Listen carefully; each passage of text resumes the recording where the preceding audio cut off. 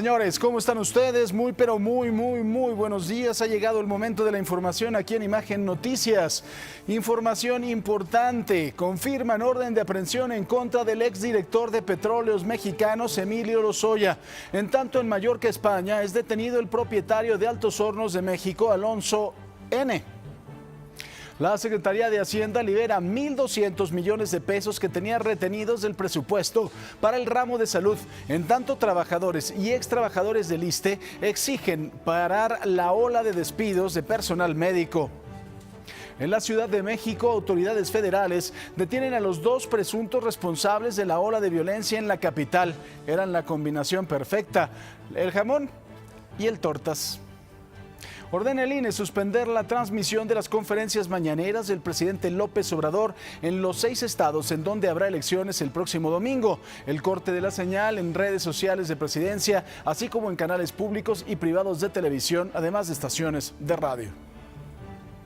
Hola Paco, amigos, ¿cómo están? Muy buenos días. Estas son las noticias internacionales. Miles de personas volvieron a las calles de Argentina para acompañar por octava vez la presentación de un proyecto de aborto legal. Esto tras la negación del Senado en el 2018. En los deportes, muy buenos días. Cambios en la Liga de Ascenso. Si algún equipo gana como visitante, obtendría 4 puntos. ¿De dónde se sacaron eso? Bueno, la selección mexicana sub-20 se juega hoy su pase a la siguiente ronda del Mundial y está en Chino. Muy buenos días. Y actualmente 45 mexicanos participan en alguna de las 14 misiones de mantenimiento de paz en el mundo por parte de la Organización de las Naciones Unidas. Desde 2015 forman parte de los llamados cascos azules. Más adelante, toda la historia, quédese con nosotros. Bienvenido.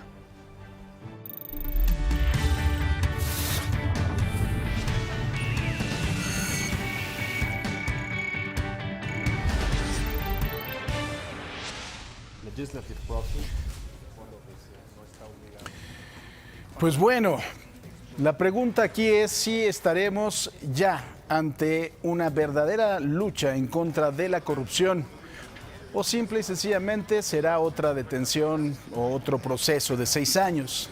Esta significaría la primera detención por un acto de corrupción del nuevo gobierno federal.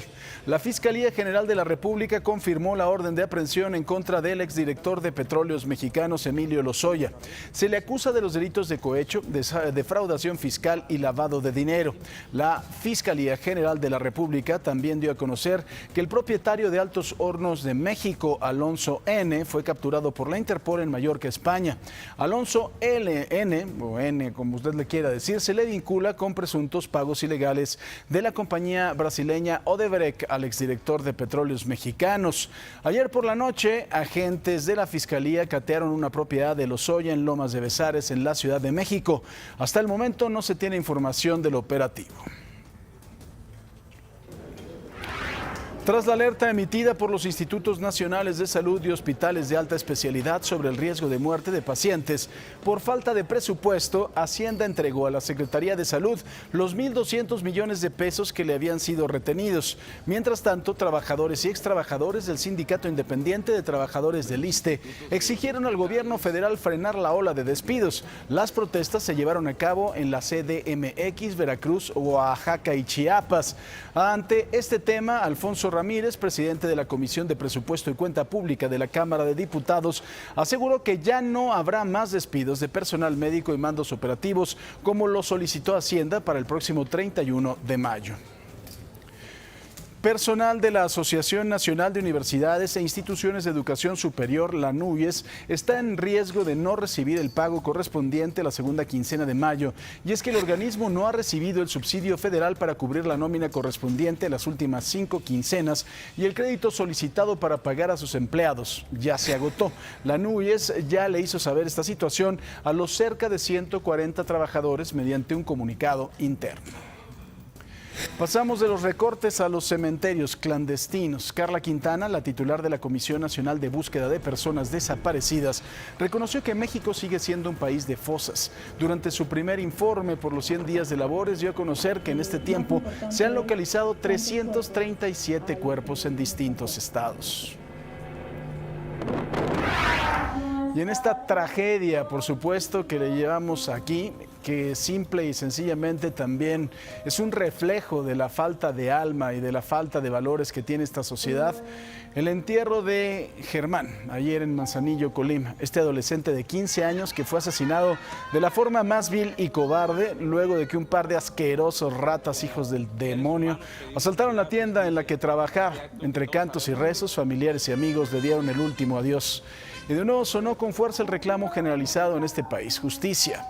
Más adelante le tenemos los detalles de un chavo que estaba estudiando, estaba esperando las siguientes 2 quincenas para terminar de armar una computadora bien fregona, decía él. De espalda hincado, un maldito ratero cobarde le dio un balazo y a los minutos perdió la vida.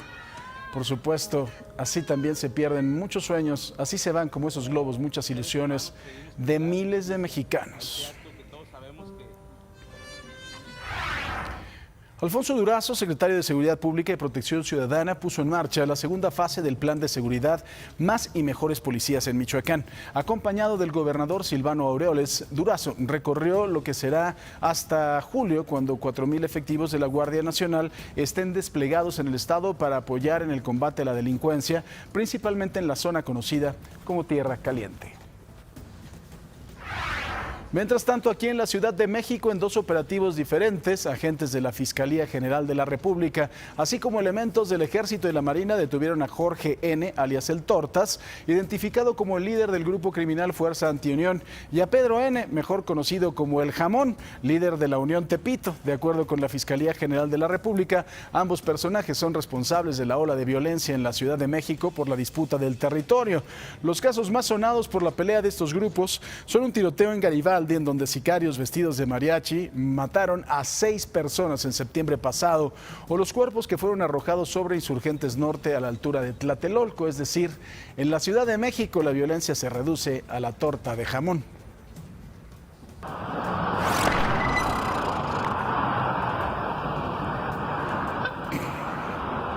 ¿Y por qué no pintará así la reja de la casa de su madre? No, sería una buena idea. O también sus camatiotas. El cinismo de este vándalo es increíble. A plena luz del día, con los automóviles circulando, se puso a grafitear una de las paredes del paso a desnivel del crucero de 5 señores en Oaxaca. Qué poca vergüenza. Le digo, ¿por qué no va? A lo mejor tiene abuela, ¿no? Y también le puede dibujar así unos bigototes. Payaso.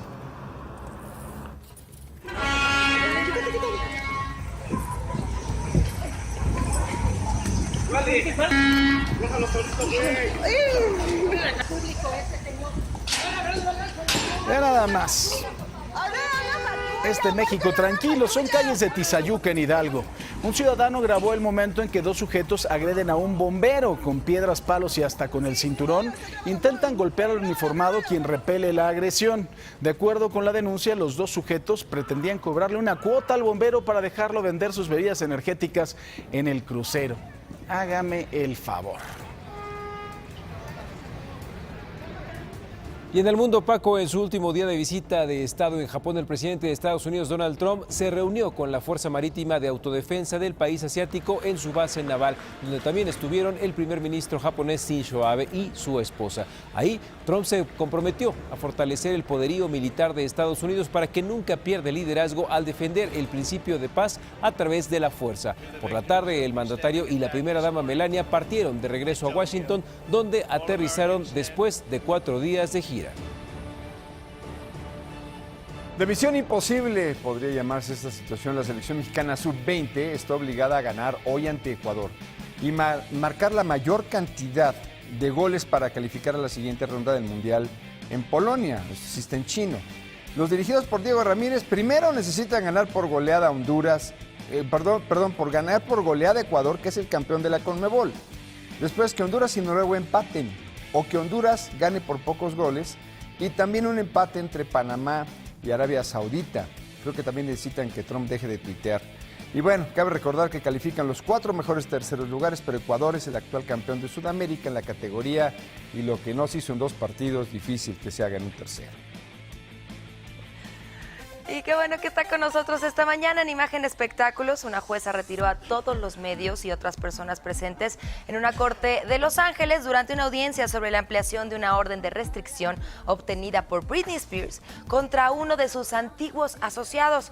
Mire, la decisión la tomó debido a que los abogados de Spears y su padre argumentaban que los reportes con detalles privados en el caso, que podrían ser revelados, afectarían emocionalmente a la cantante en un momento en el que está muy vulnerable. Por su parte, el ex asociado y su abogado argumentan que la corte está violando su derecho a la libertad de expresión al prohibirle hacer declaraciones sobre Spears y su familia. ¿Usted qué opina? Lo invito a participar con nosotros en redes. Y aparte de participar con este tema de espectáculos, también ya lo sabe, todos los días tenemos una pregunta donde lo invitamos a que conteste, a que participe, a que se vuelva parte de este equipo. Ayer le preguntamos en qué debe basarse la estrategia de la Guardia Nacional contra la inseguridad. Este es el resultado. Ayer así quedó la encuesta.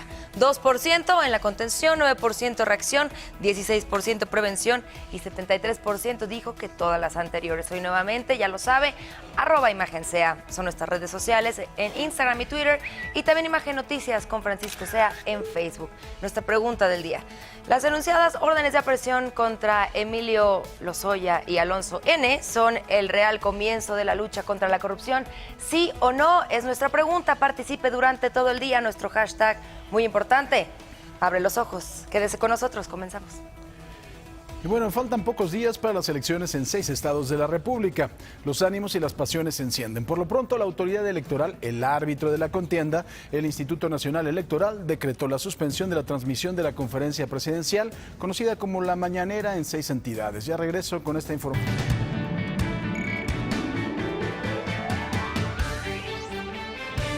Tras una queja presentada por el PAN, el INE ordenó suspender la transmisión de la conferencia matutina del presidente López Obrador en las redes sociales de Presidencia, así como en los canales públicos y privados de televisión y en las estaciones de radio de los 6 estados en donde habrá elecciones el próximo domingo. Por su parte, el presidente López Obrador se dijo en favor de la resolución del INE. Incluso antes de que los consejeros electorales comenzaran su deliberación, el propio presidente dijo que estaba de acuerdo con la medida. Mientras está, vamos a decir, el periodo. Sí, no hay ningún problema que se suspendan. ¿Por qué? Porque se puede informar de otra manera, no yo. 5 elecciones conforman el calendario del INE y una votación extraordinaria. Este es el proceso electoral del 2019.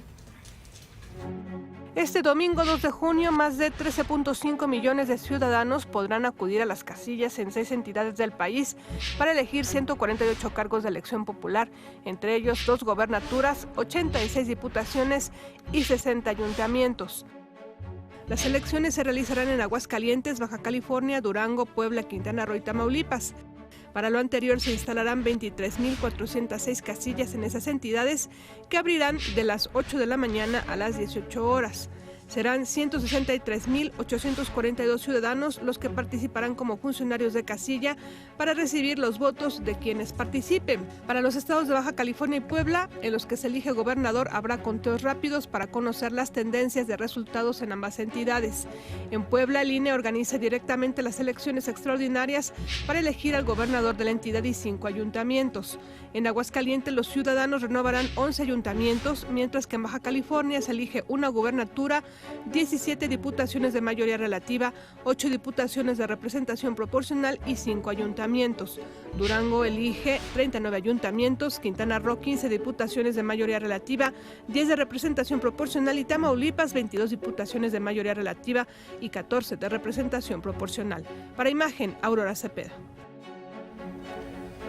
Precisamente hoy se decide parte del futuro político de Baja California. Las autoridades electorales están por definir el periodo de gobierno, si es de 2 años o es de 4 años. La votación es el domingo y yo no sé si para usted sería, por supuesto, una forma de decidir distinto si fuera un periodo de 2 o un periodo de 6. Hasta ahorita todavía no han decidido. Imagínense, la elección es el domingo.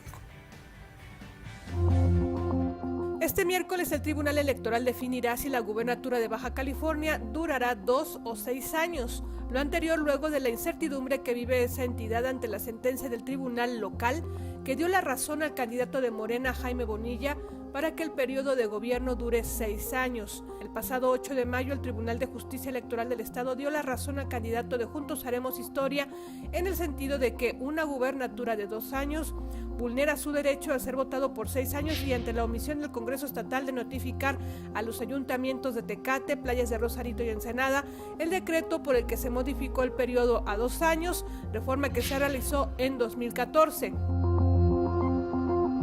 Hay que recordar que la Sala Superior del Tribunal Electoral del Poder Judicial de la Federación en marzo pasado revocó una sentencia del Tribunal Local que aumentaba el periodo a 5 años, luego que una precandidata a la gubernatura interpuso un recurso en contra de la duración de 2 años. En esa ocasión, los magistrados consideraron que el Tribunal Local se extralimitó al modificar el periodo y al resolver la queja de la precandidata, que debió interponerse en 2014 cuando se hizo la modificación legal para que la gubernatura durara 2 años. Esta será la segunda vez y la última en la que el Tribunal Federal se pronuncie con respecto a la duración de la gubernatura. Para Imagen, Aurora Cepeda. Los senadores insisten en la urgencia de determinar lo antes posible el periodo de gobierno en Baja California. Y es que un fallo del Tribunal Electoral del Estado determinó que el gobierno debería de ser de 6 años y concluir hasta el 2025. Sin embargo, según los legisladores, el fallo definitivo lo debe determinar el Tribunal Electoral del Poder Judicial de la Federación. Lo deseable, y me parece que jurídicamente sería procedente, que se resolviera previo a la elección. Generalmente este tipo de controversias, este tipo de problemáticas se tienen que resolver previo, si es que es de urgente resolución. Hablando de Baja California, durante su cierre de campaña, Julián Leizaola, candidato del PRD a la alcaldía de Tijuana, se comprometió a reducir la incidencia delictiva en la frontera. Leizaola, quien además de candidato es militar en retiro, aseguró que dirigirá el gobierno municipal con mano dura, además de llevar a cabo una limpia que seguramente molestará a quienes están acostumbrados a vivir del erario.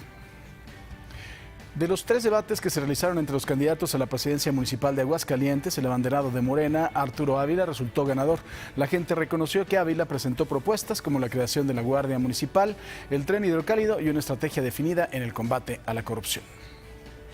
Movimiento Ciudadano instaló formalmente su Consejo Consultivo Ciudadano Nacional, pensando en México, a fin de establecer un diálogo entre intelectuales, científicos, técnicos y artistas con los actores de la política mexicana. El presidente de este consejo, Salomón Chertorivsky, se pronunció en favor de volver a valorar las capacidades de los expertos, ya que día a día crece la polarización entre los mexicanos, la insensibilidad y la violencia, además de que existe un desprecio hacia la investigación, la educación y los especialistas.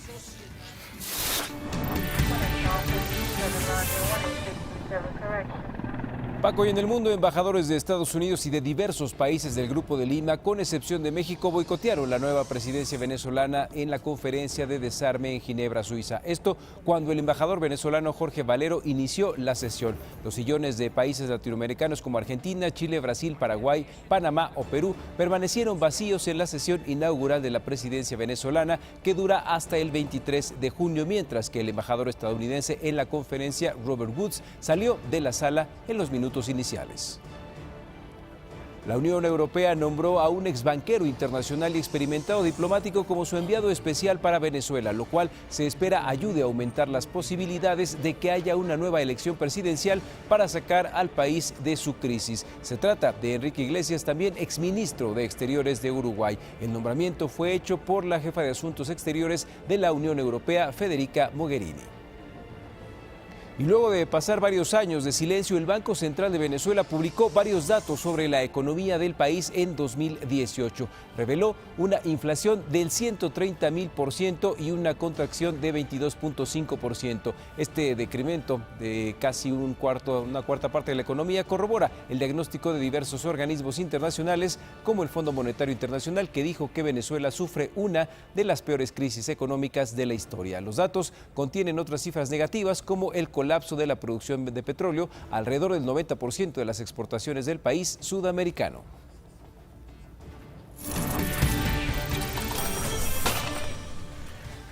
Se dio a conocer el ranking mundial de competitividad 2019 del IMD Business School de Suiza y México subió un peldaño al pasar del lugar 51 al 50. Aunque el país aún se encuentra en la parte baja de la tabla, ya que son 63 naciones las que conforman esta evaluación, este año México mejoró en la materia de estabilidad cambiaria, combate a la evasión fiscal, en inflación y finanzas públicas, entre otros rubros. En tanto, empeoró en materia del riesgo por inestabilidad política, en incentivos a la inversión, en el balance público, entre otros. En el pasado mes de abril, la tasa de desocupación retrocedió a 3.5% de la población económicamente activa. Esto representa un ligero retroceso de un punto porcentual. Sin embargo, según el INEGI, el indicador es superior al 3.4% reportado en el mismo periodo del 2018. ¿Qué le parece si vamos a los dineros? En Asia cerraron a la baja. Tokio pierde 1.21%. Hong Kong baja 0.57%.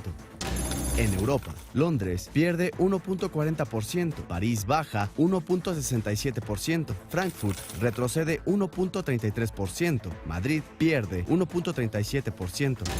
América abrirá de la siguiente manera: el Dow Jones 25.347 puntos, el Nasdaq 7.278 unidades, la Bolsa Mexicana 42.207 puntos.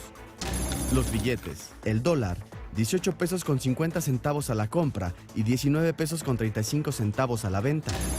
El euro 21 pesos con 44 centavos a la compra y 21 pesos con 48 centavos a la venta.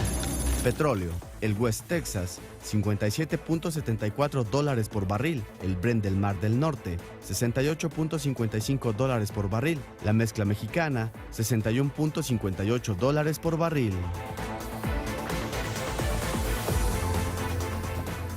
Y por favor no se vaya, regreso con un tema fundamental, el de la corrupción. La orden de aprehensión en contra del exdirector de Pemex, Emilio Lozoya, la detención del dueño de Altos Hornos de México y las investigaciones del caso Odebrecht. Con esto y mucho más, ya volvemos, no se vaya por favor.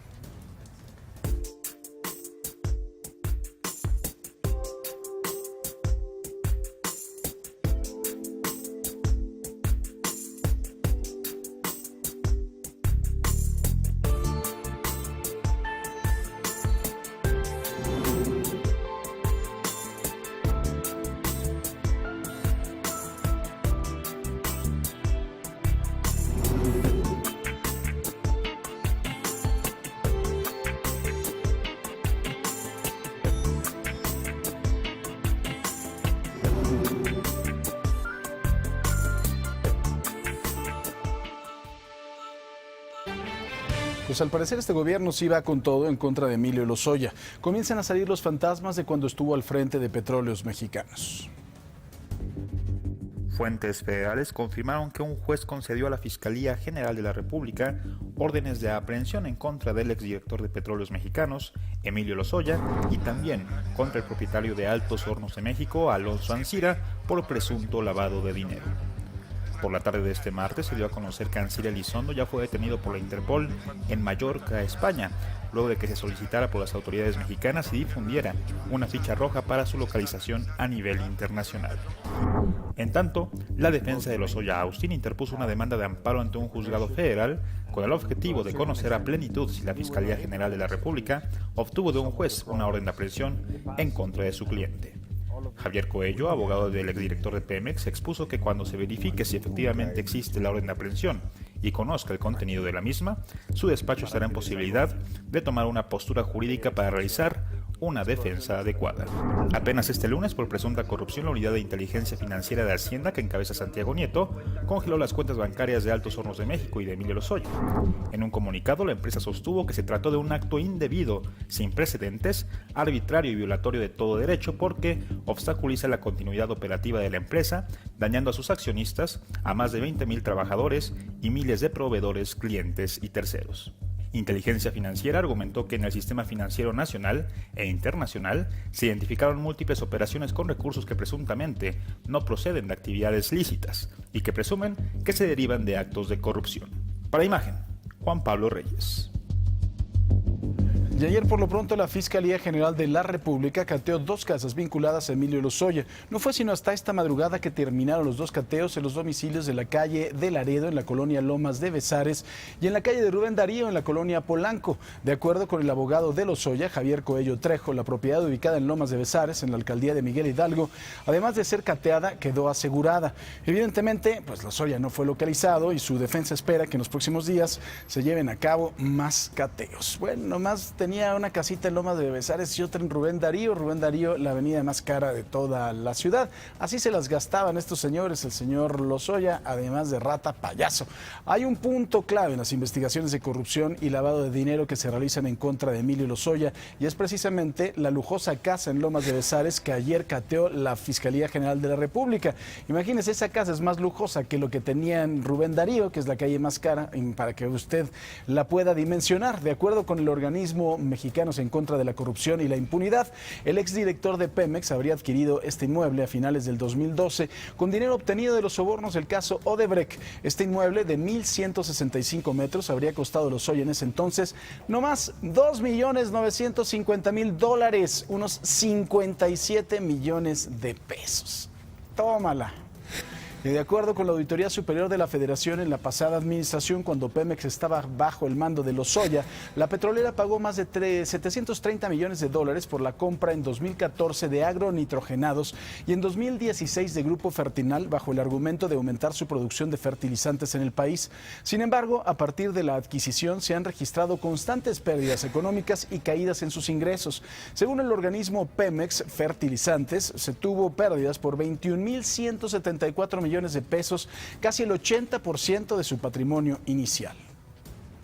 Y todo este caso de corrupción entre Pemex y Odebrecht salpicó a la empresa española OHL, la cual ya es investigada por la Audiencia Nacional Española. Las autoridades del país ibérico siguen la pista de 2,5 millones, dinero que sería parte de los sobornos que realizó la constructora para conseguir contratos públicos en el gobierno de la Comunidad de Madrid, cuando Ignacio González era el presidente y vicepresidente. Este dinero, los 2,5 millones, podrían haber salido de las filiales de OHL que están en México, que es constructora de proyectos viales, y OHL Sucursal México. Esta última se encargó de la construcción de un tramo del circuito exterior mexiquense y también del segundo piso.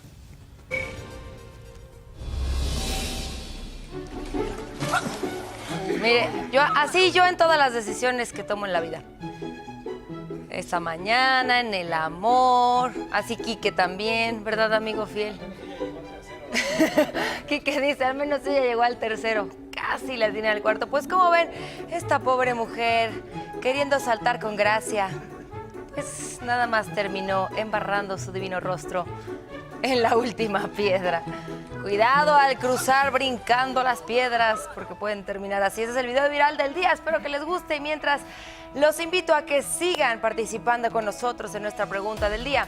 Las anunciadas órdenes de aprehensión en contra de Emilio Lozoya y Alonso Ancira son el real comienzo de la lucha contra la corrupción. Abre los ojos, es nuestro hashtag, y el resultado es el siguiente. El 38% considera que sí, mientras el 62% aún cree que no. Lo invito a participar en cualquiera de nuestras redes sociales, y mientras hacemos una pausa, pero volvemos, no le cambie.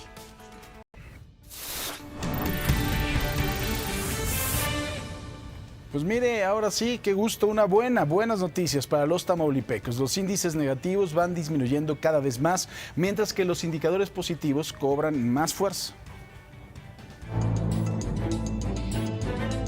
Los homicidios dolosos, secuestros, robo a vehículos y robos a casa-habitación disminuyeron en Tamaulipas el primer cuatrimestre del año. En contraste, incrementó el turismo, el empleo y la actividad económica directa. De acuerdo con cifras del Secretariado Ejecutivo del Sistema Nacional de Seguridad Pública, al cierre del mes de abril de 2019, Tamaulipas mantuvo su tendencia a la baja en delitos de alto impacto con respecto al mismo periodo el año pasado. Comparando las cifras reportadas en el mes de abril con el mes de abril de 2018, el homicidio doloso disminuyó un 36%, los secuestros se redujeron 75%, el robo a vehículo un 26.33%, el robo a casa-habitación un 4% y el robo a transeúntes 37.5%. Según la Encuesta Nacional de Ocupación y Empleo, Tamaulipas se encuentra entre las entidades federativas que tienen las mayores tasas de participación en la actividad económica. con 61.5% de la población económicamente activa, solo por debajo de Baja California Sur, Quintana Roo, Colima, Nayarit y Yucatán. Además, en materia de turismo, Tamaulipas registró en el periodo vacacional de Semana Santa una afluencia de 2.463.000 visitantes, lo que representó un incremento de 9.31% en comparación con la misma temporada de 2018, y una derrama económica de 1.798 millones de pesos para la entidad. Según el más reciente indicador trimestral de la actividad económica estatal publicado por el INEGI, el último trimestre de 2018 reportó un incremento de 3% respecto al mismo periodo del año anterior, lo que ubica a Tamaulipas entre los 10 estados más sobresalientes de su actividad económica, junto con Baja California Sur, Aguascalientes, Sinaloa, Nuevo León, Quintana Roo, Ciudad de México y Yucatán, entre otros. Y según cifras de la Secretaría de Economía, el flujo de inversión extranjera directa durante el mismo periodo de 2018 sitúa a Tamaulipas en el lugar número 7 entre los estados que atraen el mayor flujo de capital de otros países, con un acumulado de 1.371.8 millones de dólares, es decir, el 4.3% del total nacional. Informó Grupo Imagen. Ayer cayeron dos enemigos criminales. Uno es Jorge N., alias El Tortas, líder de la Fuerza Antiunión Tepito, y el otro es Pedro N., apodado El Jamón, jefe de la Unión Tepito. Podrán ser risibles sus apodos y hasta hacerse comentarios irónicos sobre la torta de jamón, pero estos dos sujetos eran los principales generadores de violencia en la Ciudad de México. Según la Fiscalía General de la República, El Tortas y El Jamón están involucrados en varios delitos. Su disputa en la Ciudad de México dejó de los hechos violentos recientes algunos de los más importantes, como por ejemplo cuando arrojaron dos cuerpos desmembrados sobre Avenida Insurgentes Norte en la colonia Nonoalco, Tlatelolco. Esto en junio del año pasado. Asimismo, también el episodio sangriento en la Plaza de Garibaldi, cuando unos sicarios se disfrazaron de mariachi y mataron a 6 personas en septiembre del 2018. Fraccionamientos de lujo, así son los inmuebles en donde fueron detenidos El Tortas y El Jamón. Pedro Ramírez Pérez, alias El Jamón, líder de la Unión Tepito, fue detenido en el condado de Sayavedra, en el municipio de Atizapán de Zaragoza, Estado de México, donde las residencias alcanzan precios que van desde los 6 hasta los 28 millones de pesos. El condado de Sayavedra es uno de los fraccionamientos más exclusivos de la zona, donde las calles tienen nombres de castillos y condados del Reino Unido, rodeado de bosque, con una zona comercial, un club de tenis y casa club. Por su parte, Sergio Flores Concha, alias El Tortas, líder de la banda antagonista Fuerza Antiunión Tepito, fue detenido en el fraccionamiento Tlalpuente, en la alcaldía de Tlalpan, al sur de la Ciudad de México, donde las residencias van de los 3 millones a los 32 millones de pesos. Tlalpuente es un fraccionamiento boscoso de clase alta, cerrado, con vigilancia día y noche, ideal para todos aquellos que les gusta mucho la naturaleza o que quieran estar en lugares amplios, reza la propaganda. Para Imagen, Ernesto Méndez. La madrugada de este miércoles se realizaron 2 cateos simultáneos en 2 domicilios de la colonia del Valle Sur en la alcaldía Benito Juárez y el otro en la colonia Emilio Portes Gil en la alcaldía de Tlalpan. Ambos operativos estarían relacionados con la captura de El Tortas y El Jamón. Hasta el momento las autoridades no han ofrecido más detalles del resultado de los cateos. Ayer fue localizado en un terreno baldío de Iztapalapa el cuerpo de Graciela Medina, quien fue reportada como desaparecida el pasado viernes 24 de mayo. De acuerdo con las primeras investigaciones, la mujer de 43 años habría sido interceptada y secuestrada cuando conducía su vehículo. La Procuraduría General de Justicia Capitalina informó que un sujeto es investigado por este feminicidio. Sería la última persona que tuvo contacto con Graciela y al ser interrogado le ofreció dinero a los policías. Fue vinculado a proceso el hombre que el pasado domingo mató a 4 personas al embestir sus vehículos con el tráiler que conducía a exceso de velocidad en calles de la alcaldía Álvaro Obregón. Se le imputaron los delitos de homicidio doloso, daño a la propiedad doloso en contra de 6 vehículos y lesiones dolosas en contra de 2 personas. El sujeto permanecerá en el reclusorio sur.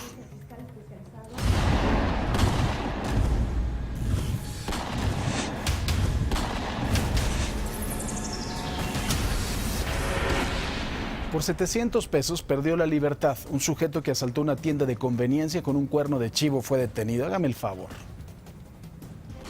La Policía Estatal de Sonora llevó a cabo la detención de José María N., de 43 años, originario del Salado, Sinaloa, quien asaltó una tienda de conveniencia en el municipio de Ciudad Obregón, Sonora. La detención se llevó a cabo por elementos de la Policía Estatal de Seguridad Pública, luego que el sujeto armado con un rifle AK-47 se apoderó de 700 pesos y huyó en un vehículo sedán marca Chevrolet línea Chevy modelo 2008, color blanco y sin matrícula de circulación. En su captura también intervinieron militares y oficiales de la Gendarmería Nacional, así como agentes de la Policía Preventiva Municipal, quienes le encontraron 9 envoltorios con cristal confeccionados en plástico transparente y en el interior del vehículo aseguraron un casquillo percutido de 39 milímetros. Antes de ser detenido, José María apuntó hacia los agentes policíacos con el fusil de alto poder, pero al verse rodeado por militares y policías federales, se resguardó en el vehículo que conducía, del cual salió nuevamente y se tiró al pavimento en señal de que decidió rendirse. Así lo informaron las autoridades. Aunque inicialmente se dijo que sería remitido al Ministerio Público de la Federación, después se informó que quedó a disposición de las autoridades de la Fiscalía General de Justicia del Estado, en donde quedó sujeto a investigación por posible implicación en delitos de alto impacto, particularmente homicidios. Informó Grupo Imagen.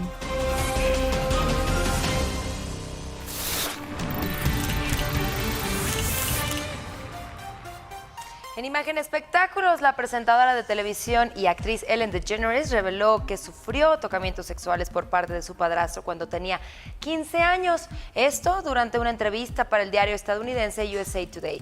Según DeGeneres, su madre estuvo un tiempo casada con un hombre que aprovechaba los días en los que su mujer estaba fuera de la ciudad para realizarle tocamientos. Ellen reconoció que no quiso contar el incidente a su madre, entonces enferma de cáncer, porque estaba protegiéndola y sabía que arruinaría su felicidad. También dijo que pretende inspirar a otras mujeres para que pierdan el miedo a tener una voz y decir que no. Bien ahí, interesante. Y en otra información, aunque ni Warner ni DC ha confirmado a Robert Pattinson como el nuevo Batman tras la marcha de Ben Affleck, una foto publicada por Jim Lee en Instagram puede haberse convertido en una involuntaria confirmación oficial. Fíjese usted, el director creativo de DC Entertainment publicó una imagen en la que aparecen sus pertenencias durante un vuelo de 16 horas. Además, se ve una hoja en la que se puede leer claramente el nombre de Robert Pattinson en mayúsculas, un detalle que muchos fans han interpretado como una confirmación. Pues ahí tienen entonces al futuro Batman. ¿Qué opinan? ¿Les gusta o no les gusta?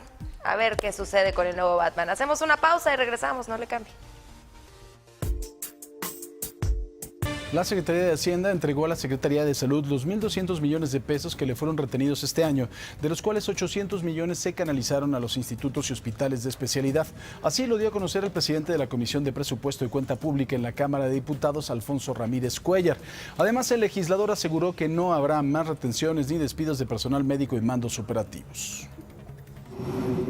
Y además, otra de las preocupaciones mayores era lo que iba a ocurrir con la compactación administrativa, que tiene como plazo el 31 de mayo. Ya se quedó perfectamente claro que todo lo que tiene que ver con personal médico, mandos operativos, no serán afectados a partir de un nuevo memorándum que desde días antes había firmado el presidente de la República. Mientras tanto, trabajadores y extrabajadores del Sindicato Independiente de Trabajadores del ISSSTE exigieron al gobierno federal, frenar la ola de despidos. Tras realizar una protesta frente al Hospital 20 de Noviembre en la Colonia del Valle, el secretario general del CITISSTE, Alberto Hernández, pidió una explicación sobre los despidos injustificados de 70 empleados que pertenecían a Turiste. La manifestación la estamos haciendo por todos los despidos injustificados que ha habido en la Dirección de Comunicación Social, como en las agencias de Turiste. Y bueno, pues en las agencias de Turiste prácticamente el acuerdo de la Junta Directiva fue que el desconcentrado pasara a formar parte de la Dirección de Prestaciones Sociales, Culturales y Económicas, y no la autorización para que se despidiera. En Jalapa, Veracruz, los trabajadores del ISSSTE manifestaron su preocupación ante los eventuales despidos en su delegación. Esto debido a que mediante un memorándum enviado el 3 de mayo a nivel nacional se les dio a conocer que ya no habrá más personal de confianza. En Oaxaca hicieron lo propio. Los trabajadores del instituto marcharon y denunciaron la incertidumbre que calificaron como terrorismo laboral. Y en Tamaulipas también exigieron al gobierno federal les dé certeza y acabe con los despidos injustificados.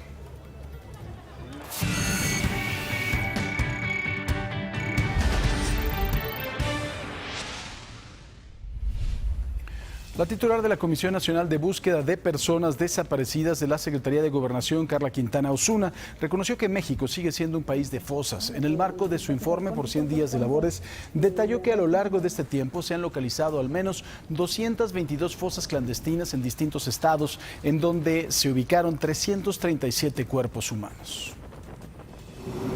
México es un país de fosas, lo vemos todos los días. No hay día que no tengamos información sobre una nueva posible fosa. Cuando digo nueva posible es porque aún no hay intervención de fiscalía, de las fiscalías respectivas, que no tengamos información sobre encontrar lugares con cocinas, con restos, con huesos. Entonces México lo que nos muestra todos los días es que seguimos abriendo y abriendo fosas, y por supuesto que esto lo han hecho, insisto, las familias desde hace muchos años, nosotros ahora acompañando desde la Comisión Nacional de Búsqueda. Ayer le informé que el ejército aceptó regresar las armas que le fueron decomisadas a un grupo de autodefensas en Michoacán a cambio de la liberación de varios soldados. Se dio a conocer otro video del momento de las negociaciones. En la grabación uno de los sujetos dice que las armas fueron compradas con dinero del pueblo. Hágame el favor.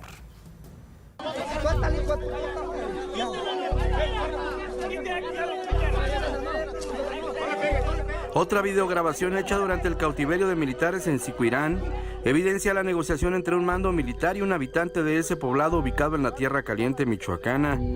El audiovisual enseña a los soldados sentados y sometidos, mientras uno de ellos habla por teléfono con alguien a quien llama mi general. El desconocido plantea la exigencia de devolver las armas decomisadas y, con palabras altisonantes, reclama la muerte de 2 hombres. Vienen y se meten a los ranchos y matan a la gente inocente. Ellos son choperos, ellos viven de estar chopas, viejo. Y tú vienes y te metes y ahora matas otros 2. ¿Qué quieres? ¿Que yo también te mate a ti a otro? ¿Sí? ¿Para estar a mano? A ver, revíveme los hijos de tu madre. Quien lidera a los habitantes en poder de los militares habla respecto al costo de las armas, según él, compradas con dinero de padres de familia, maestros y el párroco del pueblo. Y ahora se ponen que por qué les pedimos las armas. ¿Sabes cuánto nos cuesta a todos nosotros cooperarnos para comprar un puto arma para tener cómo defendernos? ¿Sabes cómo le hacemos? ¿Quieres que te traiga el padre de la parroquia para que te explique también él cómo nos echa la mano? Porque también él nos echa la mano. ¿Quieres que te traiga a los padres de familia que nos echan la mano? El supuesto mando militar acepta entregar las armas en medio de insultos y amenazas. Te voy a dar 10 minutos para que te venga solamente tú. Si no, yo me llevo las armas de estos muchachos y a ellos también los voy a mandar para que se vayan caminando a otro lado. El desconocido asegura que las armas fueron compradas para defenderse del presidente municipal de Churumuco, Rodimiro Barrera, y del hermano de este, Gavino Barrera, a quienes acusan de homicidios y agresiones contra habitantes de la región. Tu hermana, la que estaba grabando ahorita. Ahí está. ¿Quién mató a tu papá hace 15 días? Gavino. Aquí está la familia dolida. Está la familia dolida. Sicuirán es un poblado enclavado en el municipio de La Huacana, al sur de Michoacán, muy cerca de los límites con Guerrero. De ese lugar es originario Miguel Gallegos Godoy, un presunto narcotraficante buscado por la DEA y autoridades mexicanas, a quien atribuyen nexos con Joaquín Guzmán Loera. Para Imagen, Miguel García Tinoco. Mire, desgraciadamente en esa zona es un procedimiento común que los miembros del crimen organizado, en esa zona opera específicamente los Viagras, el Cártel Jalisco Nueva Generación, mandan este tipo de personajes acompañados de mujeres y de niños para tratar de restringir el acceso de las Fuerzas Armadas para que puedan, pues bueno, aplicar la ley simple y sencillamente. Así que hay que tomar las cosas primero con mucha reserva. En segundo lugar, por supuesto, reconocer la prudencia y el entrenamiento, la templanza del ejército mexicano. El presidente, que es el comandante supremo de las Fuerzas Armadas, justificó el actuar de los soldados allá en La Huacana. Y la pregunta es válida. ¿Cuál sería el tono de las noticias en estos momentos si los soldados hubieran respondido como mucha gente lo desea? ¡Que no nos agredan! ¡Suéltala, hijo de su puta madre! ¡Suéltala, primo! ¡Suéltala! No le peguen! Bueno, aquí están todos tus muchachos y no se van a ir hasta que me lleguen las armas. Fue muy responsable su actitud, muy digna, muy valiente, porque lo que es una cobardía es abusar de nuestros semejantes. Esa es una cobardía.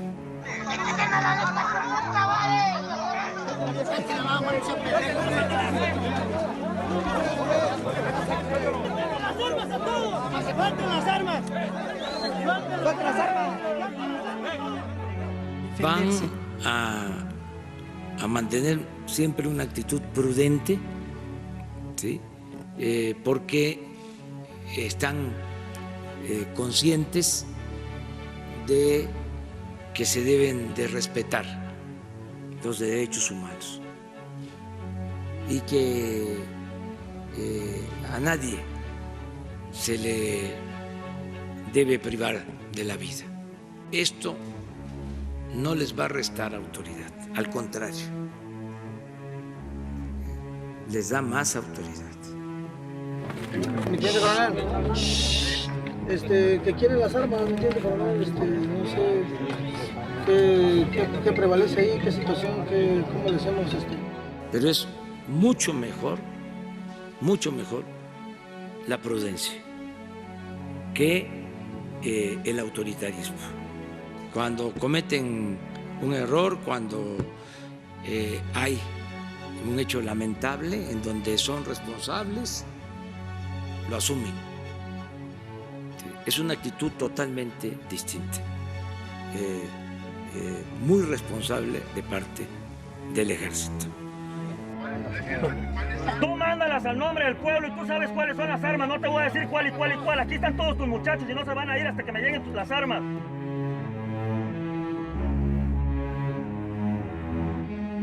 ¿Cómo estarían ahorita viendo la situación si nuestro personal hubiera hecho uso de las armas? No hubiera habido un muerto, 2 o 3. Son 10 elementos, 12 elementos disparando contra una población. No hubiera habido 1 o 2 muertos, hubiera habido muchos. Entonces usted me estuviera reclamando de otra manera.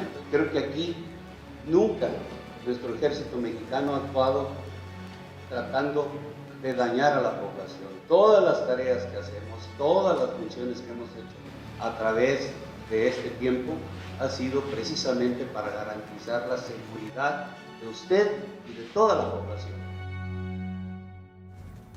Alfonso Durazo, secretario de Seguridad Pública y Protección Ciudadana, puso en marcha la segunda fase del plan de seguridad Más y Mejores Policías en Michoacán. Acompañado del gobernador Silvano Aureoles, Durazo recordó que será hasta julio cuando 4,000 efectivos de la Guardia Nacional serán desplegados en el estado para apoyar el combate a la delincuencia, principalmente en la zona conocida como Tierra Caliente. Vivimos una emergencia en materia de seguridad que no admite mezquindades ni regateos, mucho menos el cálculo político a la hora de concertar acciones de seguridad. Este acuerdo de ninguna manera se concreta en demérito de la autonomía municipal ni implica una claudicación. Por el contrario, refleja la madurez y la gran responsabilidad para entender el momento por el que transitan México y Michoacán. Este caso es un caso que ha conmovido a todo México. Es el caso de Germán Mauricio, un chavo de 15 años que iba a una tienda de conveniencia, precisamente, simple y sencillamente en Manzanillo, a trabajar porque quería comprar una computadora. Platicaba con su mamá, él iba a estudiar administración y que le faltaban 2 quincenas para poder armar una computadora muy fregona, le decía a su mamá. Esas 2 quincenas no llegaron. Llegaron un par de cobardes que lo pusieron de rodillas y le dieron precisamente un tiro en la espalda. Durante este asalto no hubo absolutamente nada más. Es la historia de Germán Mauricio, un chavo que tenía sueños, un chavo que finalmente sus sueños se ahogaron en un charco de sangre. Ese es el México que no queremos. El México en donde se pierdan precisamente los sueños de los jóvenes, el esfuerzo de un chavo como estos, bueno, que quería estudiar administración. El México en donde no aceptamos nuestra responsabilidad como sociedad. Yo creo que ya dejemos de ser gente llorona y hay que aceptar la responsabilidad que tenemos de verdad como sociedad en este tipo de actos, porque que haya un desgraciado que le tire por la espalda a un chavo de 15 años, para que este muera, no creo que sea responsabilidad de ningún gobernante. Eso creo que lo tenemos que asumir como sociedad y algo estamos haciendo mal. Ojalá tú, que hiciste esto, que cometiste ese acto de violencia ante mi sobrino, puedas dormir en paz y puedas dormir tranquilo. Oscura soledad estoy viviendo, la misma soledad de tu sepulcro. Tú eres el amor del cual yo tengo. Pues mi niño era un niño muy bueno, muy trabajador. Tenía 15 años y él quería trabajar nada más para cumplir sus sueños, trabajar y estudiar, que es lo que él estaba haciendo. Así fue despedido Germán Mauricio, el niño de 15 años quien fue asesinado el domingo durante un asalto a una tienda de la cadena Kiosco en Manzanillo, Colima. Familiares, amigos y compañeros de Germán se vistieron de blanco como protesta para pedir que se detenga la inseguridad en el puerto. Aquí en Manzanillo las cosas están saliendo de control y no lo quieren ver. No lo quieren ver. No lo quieren ver. La realidad no lo quieren ver. Apenas la Fiscalía de Colima informó que ya analiza el video y las declaraciones de los testigos para poder identificar a los asesinos de Germán. Sin embargo, a 2 días del asesinato, los familiares de Germán aseguran que ninguna autoridad se ha acercado para apoyarlos. Pues nada más que se haga justicia, nada más. Que los agarren Y que nos digan quiénes son. Que nos digan quiénes son. Para decirle por qué se enseñó conmigo. Pues no se merecía esto, la neta. Un niño de bien. Sí, un niño de bien, pues. La cadena de tiendas Kiosco también reaccionó. En un comunicado exigieron a las autoridades que hagan lo que tengan que hacer para poner un alto a la violencia. Sin embargo, no mencionan por qué tenían a un niño de 15 años trabajando en su tienda. Después de una misa de cuerpo presente, Germán fue enterrado en el Panteón El Colomo. Germán Mauricio Ruiz García.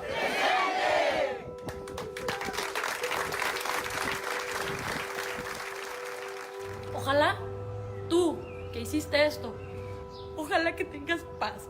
Porque aquí en este hogar y aquí a su madre que vieron ahí, la destrozaste. Destrozaste sus abuelos, destrozaste sus padres, destrozaste a todo el mundo. Ojalá que puedas dormir tranquilo, que puedas dormir en paz. Y te deseo que Dios te perdone, porque al final de cuentas no te puedo desear nada malo. Tarde o temprano estaré contigo para seguir amando.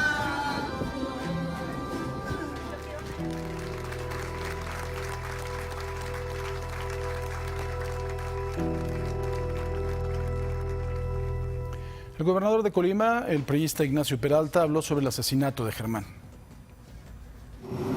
Una cosa es que la delincuencia esté cometiendo un atraco, pero otra es que le arrebaten, le priven de su vida a un menor de 15 años que nunca forcejeó, no puso resistencia. Para nosotros es pues la confirmación de que la situación en materia de seguridad es muy compleja, que no estamos viviendo, como lo hemos dicho, un problema colimense. Esto es un tema que se ve a lo largo y ancho de la geografía nacional. Y bueno, frente a la escalada de violencia en México, el Papa Francisco aseguró que nuestro país está siendo castigado por el diablo. Entrevistado para Televisa y cuestionado sobre un eventual pacto con el narco como alternativa para cesar la violencia, el Papa echó mano de una frase que había utilizado en 2015 para referirse a la situación de violencia en México. Sí, realmente el diablo le tiene bronca a México, es verdad. Cuando los mismos mártires nuestros, ¿no? Las persecuciones a los cristianos, que son persecuciones que en otros países de América no se dieron con tanta virulencia. ¿Por qué en México? Algo pasó ahí. Hay como una especial... Sí, esto no es teología, habla el hombre del pueblo. Como si el diablo le tuviera bronca a México, ¿no? Porque si no, no se explica tanta cosa. En los primeros 4 meses de este año, 270 niños han sido asesinados en México y en los últimos 3 la cifra es aterradora. 2.900 homicidios de menores, lo que mantiene claroscuros en el compromiso que tiene el actual gobierno de México con la niñez. Así lo aseguró la directora ejecutiva de Save the Children México, María Josefina Menéndez, al detallar que el país enfrenta retos gravísimos, ya que en la actualidad 4 millones de niños son sometidos a un tipo de abuso sexual y que 73% de los que se encuentran en edad escolar padecen acoso en las aulas.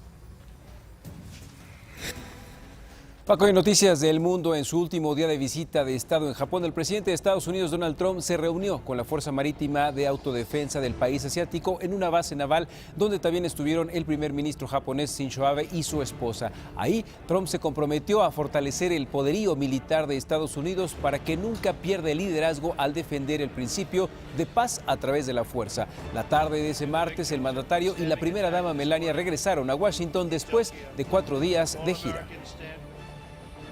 Y en más información, el Tribunal Supremo de Estados Unidos evitó pronunciarse sobre el aborto. Esto al responder a una consulta sobre una ley de Indiana que prohíbe esta práctica por razones de sexo, raza o discapacidad, aunque sí falló sobre la disposición de los restos fetales. Lo anterior ocurre en momentos en los que el país se ha reabierto al debate sobre el derecho a interrumpir el embarazo.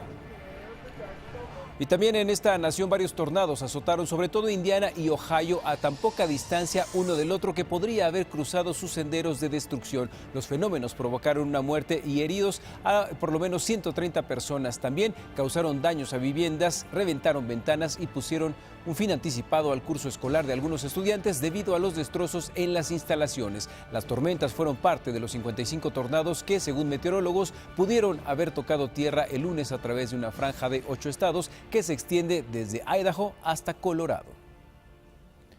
Y autoridades de Estados Unidos autorizaron a los pasajeros de un avión llevar algunas formas de aceite de cannabidol y un medicamento derivado de la marihuana. Esto según la administración de la Secretaría de Transporte. La agencia actualizó recientemente su guía a los pasajeros sobre lo que se puede llevar a bordo del avión, indicando que, sujeto a instrucciones especiales, hay formas de marihuana medicinal que se puede llevar a bordo o colocar en el equipaje registrado. Y el gobernador de Colorado, Jared Polis, firmó un paquete de leyes que protegen los derechos de los migrantes, como nuevas limitaciones en la cooperación de la policía con agentes de migración y que personas sin presencia legal puedan obtener licencias de conducir. Además, los policías y alguaciles solamente podrán cooperar con los agentes de migración si existe una orden de arresto emitida por el juez o un magistrado federal. Y una migrante mexicana en Estados Unidos de nombre Erika Alfaro se graduó de la Universidad Estatal de San Diego con una maestría en educación con especialización en consejería. Hace unos días decidió honrar a sus padres en sus fotos de graduación, de pie, con su toga y birrete junto a ellos y entre los campos frutales donde su madre sigue trabajando. Además, aseguró que el sacrificio de sus papás por ir a Estados Unidos para obtener un mejor futuro valió la pena. Y vamos a Sudamérica. En Argentina, la marea verde pro legalización del aborto volvió al Congreso dispuesta a dar batalla en este año electoral. Miles de personas, en su mayoría mujeres y jóvenes, se concentraron en la plaza y calles cercanas al edificio legislativo para acompañar por 8ª vez la presentación de un proyecto de interrupción voluntaria del embarazo. En 2018 el Senado votó en contra, pero la campaña por el derecho al aborto legal, seguro y gratuito ha decidido mover ficha de nuevo y obligar así a los candidatos presidenciales a posicionarse sobre un tema que divide al país. Vamos a un corte y regresamos porque todavía tenemos más información.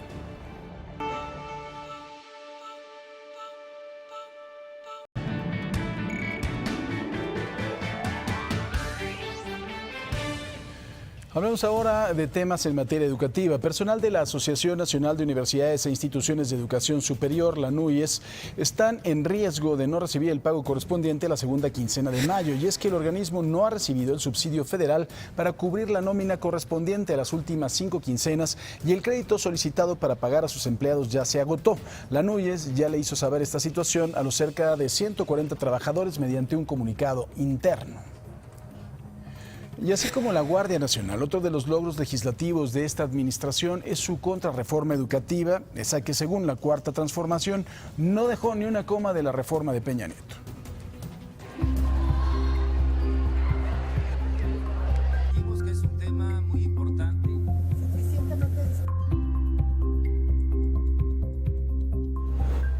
para cancelar la mal llamada reforma educativa. La contrarreforma educativa de este gobierno es una realidad. Y esta administración echó mano nuevamente de los símbolos, pues el 15 de mayo, en pleno Día del Maestro, la reforma educativa ya era vigente. Sin embargo, aún faltan las leyes reglamentarias de esta nueva disposición constitucional. Tampoco hay todavía un nuevo modelo educativo. La nueva reforma, con la que la Cuarta Transformación asegura haber echado abajo la reforma peñanietista, establece que se garantizará la educación desde el nivel básico hasta el superior, que debe ser obligatoria, universal, inclusiva, pública, gratuita y laica. Hay algunos puntos que son especialmente importantes en esta reforma, como la desaparición del Instituto Nacional para la Evaluación Educativa y la creación en su lugar del Instituto Nacional para la Revalorización del Magisterio y la Mejora Continua. Según las autoridades educativas, seguirá evaluando el desempeño magisterial, pero ya no de manera punitiva. Los docentes ya no harán exámenes de oposición, sino solo evaluaciones diagnósticas que no podrán tener ningún efecto en su permanencia. ¿Y qué con las plazas? Estas se regirán por la ley reglamentaria del sistema para la carrera de las maestras y los maestros, prevaleciendo siempre la rectoría del Estado. Esta nueva reforma también promoverá la formulación de contenidos diferenciados para las regiones de México. Desde su promulgación, el Congreso tiene 120 días, y ya han pasado 15, para terminar con la reglamentación de la reforma educativa. Para Imagen, Diego Guerrero. Y para hablar más de la reforma del nuevo calendario educativo también, por supuesto, le agradezco mucho al secretario de Educación Pública, Esteban Moctezuma, que tome la llamada de Imagen Noticias. Esteban, ¿cómo estás? Muy buenos días. Francisco, muy buenos días. Un saludo a todo tu auditorio. Igualmente, gracias, Esteban. Pues bueno, lo primero, ¿cuáles fueron los parámetros para el nuevo calendario escolar? ¿Qué se tomó en cuenta para quitar estos dos calendarios que existían previamente y adoptar este de 190 días?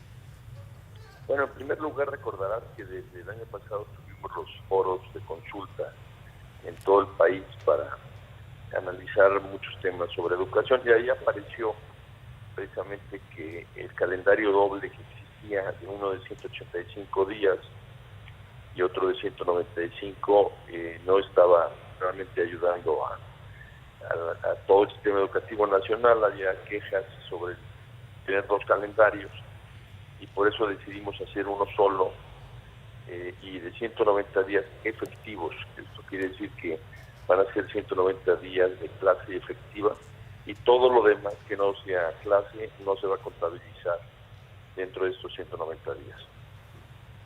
Ahora, dentro de si dentro de estos 190 días no se van a contabilizar los viernes en donde los maestros tengan sus juntas técnicas, etcétera, van a ser 190 días de clase, punto final. Exacto. Y estos viernes que se utilizan para los comités técnicos escolares, que son días de trabajo del maestro para planear su actividad docente, también se les dio un sentido mucho más práctico.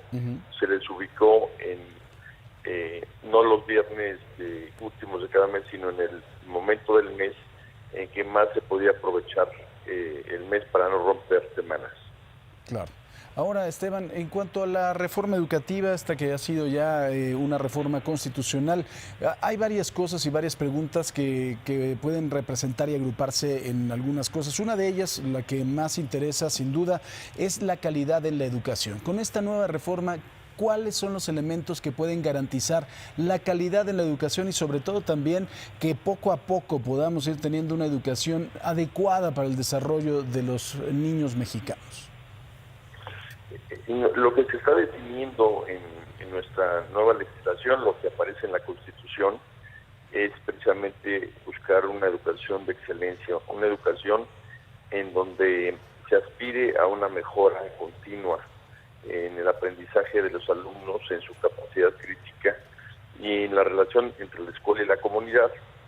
Esto quiere decir que vamos también a impulsar en el magisterio que busque una atención personalizada a los alumnos para buscar el máximo aprovechamiento de cada alumno. Esto es muy importante porque no se da clases a un grupo, sino que se da clases a personas concretas. Y se va a dar una educación integral. Esto quiere decir que no nos vamos a centrar solamente en unas materias, sino en todo un abanico de materias para el desarrollo no solo cognitivo, sino también socioemocional y cívico. O sea, regresa el civismo, regresa la historia. Nos vamos a preocupar mucho por la educación física, por la actividad física. Somos el país con los niños más obesos del mundo, entonces tenemos que hacer algo al respecto. Y eso es parte de la educación, porque es parte de educar a atender tu cuerpo, ¿no? Entonces es una educación integral, y con la revaloración del magisterio también vamos a tener a maestras y maestros en una actitud mucho más, llamémoslo así, amigable en la escuela, porque van a ver una sociedad que los apoya y no que los hostiga. Esto va a cambiar el ambiente escolar. Sí. Y todos estos elementos juntos nos van a llevar a una educación de calidad, sin duda.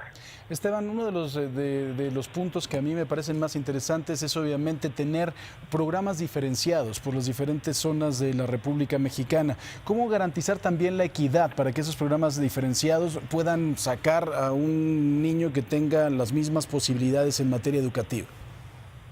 Qué bueno que me preguntas eso, porque esa era una de las grandes quejas que hacía, de que la educación pública se manejaba, se planeaba, se concebía como si fuera un país homogéneo. Lo que marca ahora la Constitución es que se van a atender las diferencias regionales y locales, y esto nos va a llevar a que las niñas y los niños se identifiquen mucho más con el contexto de la educación dentro del ambiente que ellos viven y no como algo ajeno. El hecho de incorporar elementos regionales hace que se acerque la educación a la vivencia real de las personas, y eso nos va a ayudar mucho. En el marco de la reunión que tuvo el presidente de la República con la Coordinadora Nacional de Trabajadores de la Educación, en donde se acordó que bajo unos lineamientos se iban a trabajar en las leyes secundarias de esta reforma educativa, ¿se vale, Esteban, que ellos participen? Es pregunta la primera. Y la segunda, sobre todo hay dos temas que preocupan, porque fueron algunas de las propuestas o de las protestas que hacían la coordinadora en las calles: el manejo de la nómina y las plazas. ¿Qué va a pasar con esto? Bueno, el presidente ha dicho de manera muy clara que las plazas no pertenecen a nadie, sino al Estado mexicano, y que se administran a través de la Secretaría de Educación Pública. Nosotros lo que queremos hacer es un mecanismo transparente para que la asignación de plazas sea a la vista de todo el mundo y que cumpla con los objetivos que están marcados ahí en la Constitución, que son precisamente transparencia, equidad, sistemas públicos equitativos. Y por otra parte, que participen, yo creo que es muy importante, en la construcción de lo que ahora es el acuerdo educativo. Le llamamos acuerdo educativo porque precisamente surge de un acuerdo de muchísimas personas que participaron. Pues ahora que hagamos las leyes tienen que participar también todos los interesados, y escuchar a las maestras y a los maestros es muy importante, escuchar a los sindicatos es muy importante, a los padres de familia, a los propios alumnos, a la sociedad civil, y son aportaciones que siempre van a enriquecer nuestra legislación. Sí. Esteban, ¿les creen que de verdad en algún momento van a estar de acuerdo con lo que salga en estas reformas, en las leyes secundarias, y que saldrán de las calles? Yo siempre he tenido la teoría de que parte de su poder es estar en la calle. Pues mira, esta ya es una decisión de ellos. Lo cierto es que la sociedad cada vez está mucho más madura para exigirle al maestro que esté en clases, esté enseñando, y afortunadamente el 95% de los maestros siempre están dentro de la clase cumpliendo con su obligación. Y esto es algo que también se tiene que regular para que quien no lo haga así pues también tenga consecuencias. Esteban, los libros de texto gratuitos, ¿qué es lo que va a pasar? Mucho se ha hablado, se ha dicho ya también por tu parte que estarán listos hasta el siguiente periodo los nuevos contenidos, pero en este periodo, ¿qué es lo que va a pasar con ellos? Bueno, estamos en un proceso de hecho ya se mandaron algunos libros de texto, ya se empezaron a distribuir, empezamos por el estado de Morelos, la producción de los mismos, la licitación de los mismos, ya no está en manos de la SEP, y de acuerdo al calendario que nos dieron, si se cumple ese calendario, pues iremos distribuyéndolo de manera inmediata para tener listo todo para el inicio de clases. O sea, todo ese rumor de que no iban a estar listos, etcétera, y que se iba a afectar a los niños, es mentira.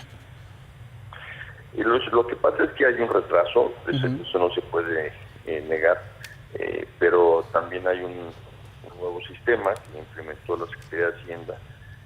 Se han logrado ahorros y nosotros lo que estamos haciendo es dándole seguimiento a ese calendario que tiene la Secretaría para que se cumpla, porque sí es la condición previa a tener todo listo. Esteban, finalmente, el asunto de las Olimpiadas de Matemáticas, que tiene mucho más que ver con el CONACYT que con la Secretaría de Educación Pública, ¿le interesa a la Secretaría de Educación Pública? ¿Ustedes en algún momento van a tratar de apuntalar ese tipo de concursos? Sí, como no. De hecho, tenemos ya próximamente las Olimpiadas del Conocimiento. También tenemos diseñado una serie de concursos de deporte escolar. Es algo que es muy importante, ¿no? El intercambio de niñas y niños alrededor de diferentes disciplinas. Lo que sucede es que sí hay un hecho concreto, que es la austeridad y el recorte presupuestal, y qué bueno que en este caso en particular pues un gran mexicano salió al quite de apoyar a estos niños. Pues Esteban Moctezuma, secretario de Educación Pública, te agradezco mucho, Esteban, que hayas tomado esta llamada. Muy buenos días y gracias. No, muy buenos días a todos, gracias por la oportunidad de hablar con tu público. Gracias, Esteban, buenos días.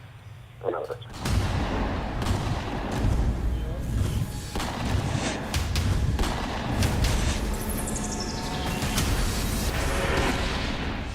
Y bueno, diversos tianguis al oriente de la Ciudad de México se han vuelto caldo de cultivo para diversas actividades ilícitas.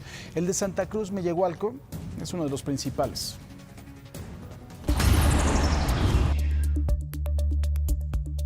El Tianguis Santa Cruz Mellehualco tiene 55 años surtiendo de toda clase de productos a los habitantes de la zona oriente de la Ciudad de México y del municipio de Nezahualcóyotl. Personas armadas caminan entre los pasillos. El objetivo, despojar de sus pertenencias a quienes visitan este mercado ambulante. El 8 de febrero de este año, un elemento de la policía capitalina visitó el Tianguis Santa Cruz Mellehualco en calidad de cliente. Un hombre, acompañado de una mujer, intentaron asaltarlo. El policía de investigación se opuso. Esto desencadenó un enfrentamiento a balazos entre el policía y un grupo de personas armadas. Que apunte a las placas y ahora sí que lo tumben a... ¡Hijo de puta! ¡Agua, agua, agua! Finalmente, el elemento policíaco fue rescatado por uniformados de la Secretaría de Seguridad Ciudadana. El enfrentamiento a balazos dejó 6 personas lesionadas. La venta ilegal de alcohol y otros artículos se registra de día, al igual que enfrentamientos violentos en una zona habitacional donde grupos delictivos también operan de noche. Las principales bandas que operan en la periferia de la Ciudad de México se hacen cargo de allegarse de las rutas de los diferentes trailers que surten a supermercados, centrales de abastos, principalmente con la finalidad de interceptar los vehículos que traen un número grande de productos de primera, segunda y tercera necesidad, llámese jabones de tocador, shampoos, cigarros, etcétera, cepillos de dientes, pasta de dientes. En Avenida 6, entre calle 39 y calle 33 de Santa Cruz Mellehualco, durante la noche se ha incrementado la actividad de trailers con mercancía de dudosa procedencia. La venta de medicamentos también se realiza en el mercado de la alcaldía Iztapalapa. Medicinas por unos pesos, sin ningún control de procedencia ilícita. No podemos dejar de lado que en el mercado siempre existe la ley de la oferta y la demanda. Estos tianguis negros y este mercado negro ha florecido y ha prevalecido derivado de la fuerte demanda que tiene del público en general. Si como sociedad no somos conscientes de que estamos fomentando el delito, no va a haber un cambio real en la sociedad. Investigaciones. Imagen.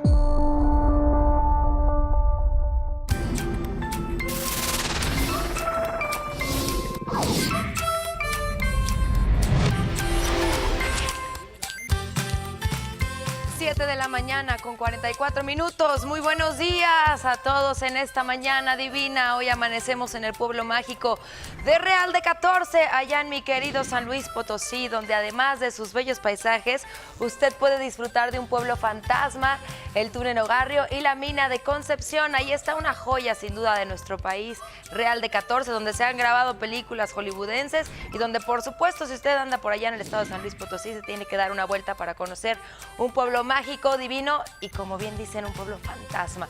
Quédese con nosotros y también participe en nuestra sección de Se Amanece, enviándonos sus amaneceres a través de redes sociales. Vamos a ver el primero que nos manda Lisbeth Telles.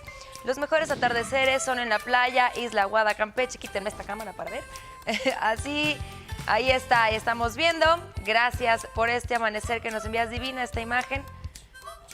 Lisbeth Telles, muchas gracias. Vamos a ver otro amanecer. Este nos lo envía Daría Félix. Así quiere salir el sol en Pachuca. Saludos, muchísimas gracias Daría, y exactamente tan lindo el cielo mexicano desde Pachuca. Y el último que les voy a presentar es de mi querido David Becerril, que anda viajando por todo el país. Ahí está en Tenango del Valle. Buena mañana, excelente semana para todos. Igualmente para ti, mi querido David. Gracias por esta imagen que nos compartes y por todas las que compartes diariamente aquí en este espacio. Ya lo sabe, @imagen_sea es nuestras redes en Instagram y en Twitter para que nos etiquete y comparta sus imágenes. Y ahora le platico. Alfredo del Mazo, gobernador del Estado de México, firmó un convenio con la Universidad Autónoma del Estado de México para que los jóvenes que no lograron ingresar a la máxima casa de estudios tengan en los planteles que dependen de la Secretaría de Educación Estatal una opción para continuar con su preparación académica. El mandatario detalló que son más de 6,100 jóvenes los que tienen la posibilidad de ingresar a algún plantel del sistema educativo estatal. Y también 2 investigadores del Instituto de Fisiología Celular de la UNAM obtuvieron la patente de una novedosa formulación química que protege el hígado de pacientes infectados con VIH-Sida. Se trata de una combinación de sidobudina, popular en el tratamiento contra el VIH, con adenosina, compuesto que protege al hígado y lo ayuda a regenerarse. Esta es una opción terapéutica para proteger a pacientes de daños colaterales causados por fármacos antirretrovirales.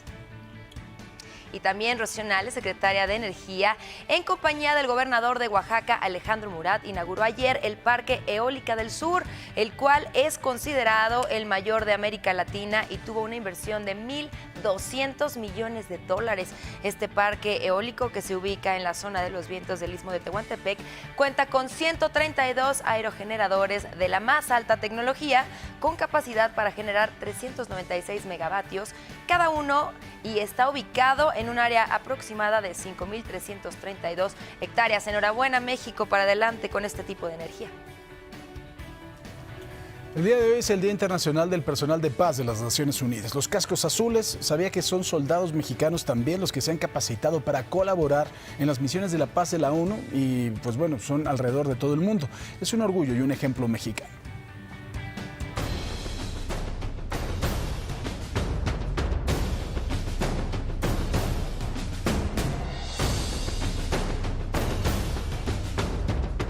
La Organización de las Naciones Unidas tiene 14 misiones de mantenimiento de paz en el mundo, en donde han participado 45 mexicanos como cascos azules desde 2015. En el Centro de Entrenamiento Conjunto de Operaciones de Paz de México de la Secretaría de la Defensa Nacional en San Miguel de los Jagüeyes se capacita a este personal. En total hemos capacitado 185 hombres y 49 mujeres, que hacen un total de 234 elementos capacitados, los cuales están a disposición para que en el momento que determine el Estado mexicano su participación en una operación de paz, ellos están en condiciones de salir a cumplir con la misión. Ana Beatriz Cisneros Gravel era la jefa de enfermeras de quimioterapia en el Hospital Central Militar, hasta que se sumó a la misión de desarme entre el gobierno y las Fuerzas Armadas Revolucionarias de Colombia. Me tocó pues vivir esa parte de negociaciones desde el principio, antes de que iniciara como tal el desarme, y es donde pues nos damos cuenta que la parte, por ejemplo, de la mujer es muy importante, porque nos dimos cuenta de donde hay una mujer negociando, por lo general siempre va a haber un acuerdo. Yo quedo muy satisfecho porque el nivel que mostramos como militares mexicanos en el exterior, considero que está a la par de otros países como Alemania, China, puesto que pude constatar al trabajar hombro con hombro y de manera por igual con ellos, que tenemos la capacidad y los conocimientos para desempeñarnos en cualquier parte del mundo. A nivel Latinoamérica, nosotros somos el segundo país que más aporta financieramente recursos a las operaciones de mantenimiento de paz. A nivel internacional, de los 193 países miembros, México es el país número 14 que hace aportaciones a los fondos de la Asamblea de Naciones Unidas. Este 29 de mayo se conmemora en el mundo el Día Internacional del Personal de Paz de la ONU, en el que se reconoce al personal que presta y ha brindado sus servicios en estos trabajos. Para Imagen, David Vicenteño.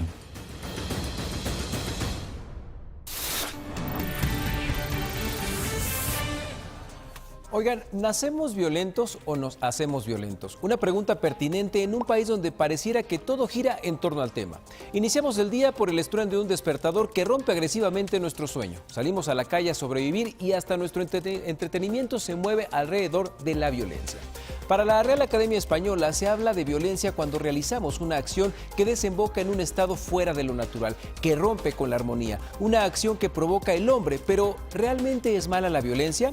O, al igual que la paz, es un arma de doble filo que quizá no hemos aprendido a utilizar. El sociólogo francés Michel Maffesoli, fundador de la sociología de la vida cotidiana y analista de la posmodernidad, en una entrevista para Nuria Navarro expresó que una dosis de violencia puede ser incluso necesaria e importante para el equilibrio de una sociedad, siempre y cuando esté dentro de un orden que en muchas ocasiones lo podemos encontrar a través de un festival o incluso con el deporte, en donde aflora la locura colectiva y permite la catarsis, pues una sociedad sin violencia ritualizada solo puede ser sanguinaria. El investigador Francisco Jiménez Bautista señala que algunas tribus en África recurren a retos o rituales para lograr la paz, haciendo uso moderado y controlado de la violencia. Así, evitan conflictos mayores y la violencia no se sale de control. Y es que la violencia del ser humano no está en sus genes, sino en su ambiente, y ha sido la expresión más contundente del poder. Sin embargo, también es algo que se aprende y desaprende, tal y como lo expresamos en los puntos del Manifiesto de Sevilla de la UNESCO de 1986. Entonces, ¿toda violencia es mala? ¿Qué pasaría si dejáramos que el ejército hiciera su trabajo frente al crimen organizado? ¿Qué pensaríamos de un militar que utilizara su entrenamiento para evitar abusos como el de la Huacana en Michoacán contra la delincuencia disfrazada de sociedad? ¿Será acaso el momento de pensar en una violencia necesaria? El debate es muy delicado y la solución lo es aún más, sobre todo cuando tenemos a la vuelta el mal aquí en la esquina. Quizá es momento de pensar que no se llega a una cultura libre sin rupturas ni conflictos. Usar a la violencia ahora como herramienta, pero claro, sin institucionalizarla, o podríamos ahogarnos en nuestra propia medicina. Pero, ¿ustedes qué piensan? Por lo pronto, vamos con Jerry a más noticias deportivas. Una nueva escena de la gustada sección humillando a la autoridad, al ejército. Es el virus de la Huacana. Pobladores de Ulapa, en el municipio de Tepango, en Hidalgo, impidieron a soldados el aseguramiento de bidones con huachicol. Incluso trataron de retener a uno de ellos. Se sigue tentando, por supuesto, retando a la autoridad en una muy delgada línea, y otra vez el ejército mantuvo totalmente la calma ante pues este pueblo que, como bien lo decía aquí que hace un momento, es una sociedad, bueno, más bien una delincuencia disfrazada de sociedad. Es hasta dónde hemos llegado. de verdad tolerando este tipo de conductas en una impunidad salvaje la que se vive en nuestro país, y de verdad que los pobladores de Tetepango son otros delincuentes, ¿no? Y el ejército otra vez tuvo que guardar total y absolutamente la calma. Urge de verdad que ya la Guardia Nacional tenga parámetros muy claros de actuación para que no se vuelva a faltar al respeto al ejército, que vuelve además de todo a demostrar una vocación de respeto a los derechos humanos. Les reitero, si los militares reaccionan en consecuencia, si capturan a estos señores y los presentan ante el Ministerio Público, estaríamos hablando de un baño de sangre. Es verdaderamente muy grave lo que estamos viviendo. El vuelo Y40610 de Volaris, en el que viajaba el presidente López Obrador, registró un poco de inestabilidad durante su aterrizaje en el aeropuerto de Tepic, Nayarit, por lo que tuvo que elevarse de nuevo. La nave pasó 13 minutos en el aire antes de poder aterrizar. Tras el incidente, López Obrador aseguró que no se asustó, ya que no es nada grave y suele pasar estos abortos de aterrizaje. Cuando hay vientos cruzados, pues bueno, lo único que hace es un procedimiento estándar, volverse a elevar, ponerse en un patrón de espera, a esperar que el viento pues aminore para no poner en peligro a los pasajeros. Y bueno, y durante el vuelo, el presidente recibió una serenata por parte de una de las pasajeras. La mujer, quien tuvo que pedir ayuda a Beatriz Gutiérrez Müller para acercarse a López Obrador, comenzó a cantar un fragmento compuesto por ella. El gesto fue agradecido por el mandatario, quien respondió con un abrazo y un beso en la mejilla. Obrador es un gran presidente y con nuestro apoyo siempre va a contar. Sí, señor. Le manifestamos. La Comisión Nacional de Búsqueda de Personas Desaparecidas reconoció que México sigue siendo un país de fosas. En el marco de su informe por 100 días de labores, se dio a conocer que se han localizado al menos 223 fosas clandestinas con restos de 337 cuerpos humanos. La Secretaría de Seguridad Pública y Protección Ciudadana puso en marcha la segunda fase del Plan de Seguridad Más y Mejores Policías en Michoacán. 4,000 efectivos de la Guardia Nacional serán desplegados para apoyar en el combate a la delincuencia, principalmente en Tierra Caliente. Elementos de la Guardia Nacional, policías estatales y municipales detuvieron a 300 migrantes que viajaban a bordo de 9 vehículos en Comitán, Chiapas. Además, fueron detenidos 9 presuntos polleros. El presidente Donald Trump se reunió con la Fuerza Marítima de Autodefensa de Japón, donde también estuvo presente el primer ministro japonés Shinzo Abe y su esposa. Trump se comprometió a fortalecer el poderío militar de Estados Unidos para que nunca pierda el liderazgo al defender el principio de paz a través de la fuerza.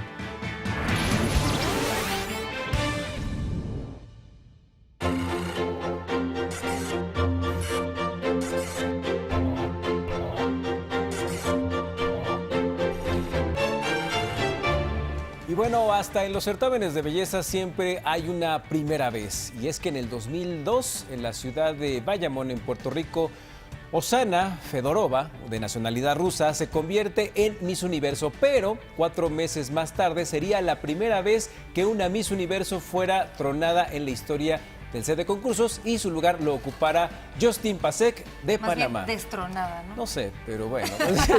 ¿Sí fue tronada? Pues sí, porque si fue su primera vez, la destronaron. No sé, entonces bueno. No voy a hacer ningún comentario a tus pelafustaneses. Es que fíjate que ella faltaba mucho como a los eventos en los que tenía que estar presente porque se dedicó más a su carrera profesional. Fue actriz, fue conductora y además estudió una carrera con doctorado y tal. Entonces decía, oiga, no me voy a ir a parar ahí, no tengo tiempo, y Pues decidieron quitarle la corona. Exacto. Pues Exacto. porque a lo mejor le dio proyección para su carrera de actriz, que O es a lo que mejor hacen no sabía, muchas misses. pensó que no iba a ganar. A lo mejor. Ah, caray. Oye, ya el concurso ya no es de Trump, ¿no? Desde hace algunos años. Ya Qué es bueno. como mención honorífica. Ah, Pues muy que bien. Y es que además también como presidente ya le dijeron, oiga. ¿Y ella es la que quedó en su lugar? Ay, ¿Sí? se fue. Sí, quedó un bonito amanecer. Está guapa. Está guapa, pero sí estaba más guapa la de antes, ¿no? La rusa, Sí. Erusa. Pues le iba ¿Es mejor porque ya se fue. ¿Oksana? ¿Oksana? Oksana o Oksana, no sé. Oksana, ¿no? Yo haría votos porque no le pongan estas cosas tan complejas aquí, que porque lo veo sufrir mucho. Sí, ¿no? Oye, ¿cómo quedó la encuesta? Ahí va, las anunciadas órdenes de aprehensión en contra de Emilio Lozoya y Alonso N. son el real comienzo de la lucha contra la corrupción. ¿Ustedes qué creen, sí o no? ¿Será el primer paso para las promesas que tanto ha Hay que habido? recordar muchas cosas. Primero se le está, en este momento, según lo que se está viendo, puede ver el asunto de la empresa de fertilizantes, que se vendió en casi 700 millones, que le causó después un golpe a Petróleos Mexicanos de 21,000 millones. Pero en el caso de Odebrecht hay que recordar que ese dinero entró para la campaña de quien fuera presidente de la República, Enrique Peña. Ahí se los dejo de tarea. No más, ahí no más. Bueno. Ahí les dejo esa Ya rata nos muerta, vamos. acábenla de matar. Ya nos vamos, ya nos vamos. Bueno, albóndiga del amor para Lozoya, payaso. Imagen Noticias con Paco Sea, lunes a viernes 5:50 AM. Participa en Imagen Televisión.